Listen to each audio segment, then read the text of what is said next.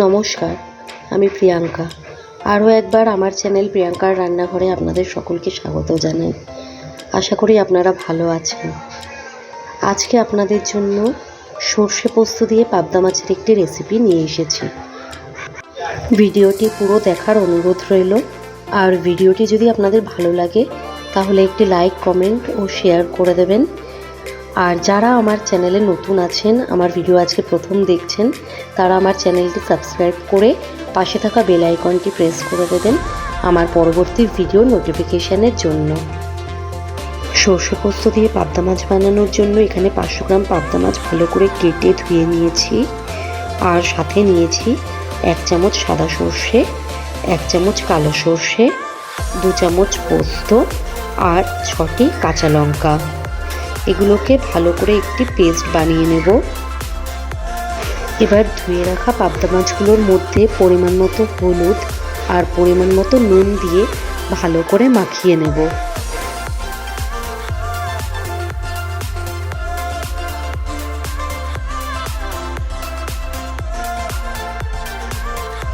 এবার গ্যাসে একটি কড়াই বসিয়ে গ্যাসটি অন করে কড়াইটি ভালো করে গরম করে নেব।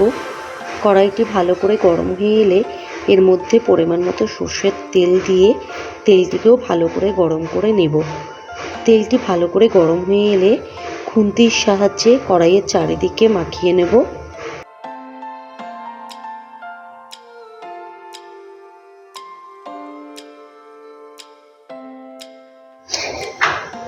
ভালো করে তেলটি ছড়িয়ে নিয়ে এবার একে একে পাবদা মাছগুলো দিয়ে ভালোভাবে ভেজে নেব।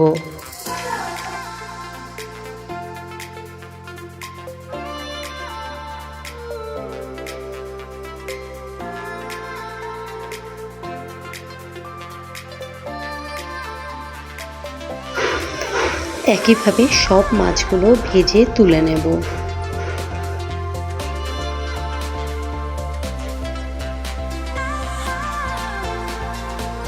সব মাছগুলো ভেজে তুলে নেওয়ার পর কড়াইতে বেঁচে যাওয়া তেলের মধ্যে 1/2 চামচ পরিমাণ কালো জিরে আর একটি কাঁচা লঙ্কা ফোড়ন দিয়ে ফোড়নটিকে 10-12 সেকেন্ডের জন্য একটু ভেজে নেব। ফোড়নটি 10-12 সেকেন্ড ভাজা হয়ে এলে এর মধ্যে আগে থেকে বেটে রাখা মশলাগুলো দিয়ে দেব।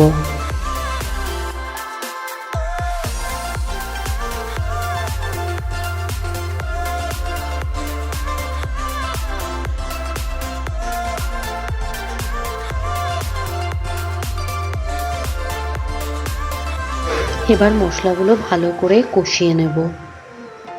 মশলা ভালো করে কষিয়ে এলে এর মধ্যে 1/2 চামচ পরিমাণ হলুদ গুঁড়ো আর স্বাদ মতো নুন দিয়ে আবারও নেড়েচেড়ে মিশিয়ে নেব।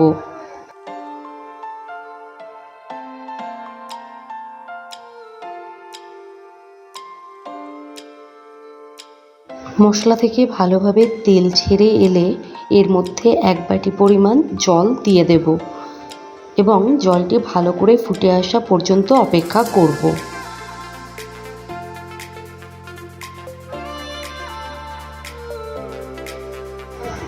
জল ভালো করে ফুটে উঠলে এর মধ্যে আগে থেকে ভেজে রাখা পাবদা মাছগুলো ছেড়ে দেব।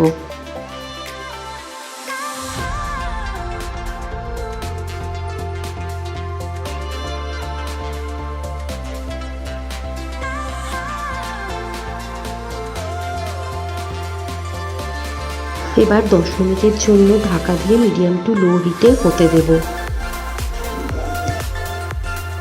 10 মিনিট পর ঢাকা খুলে ওপর থেকে কেটে রাখা ধনেপাতা ছড়িয়ে দেব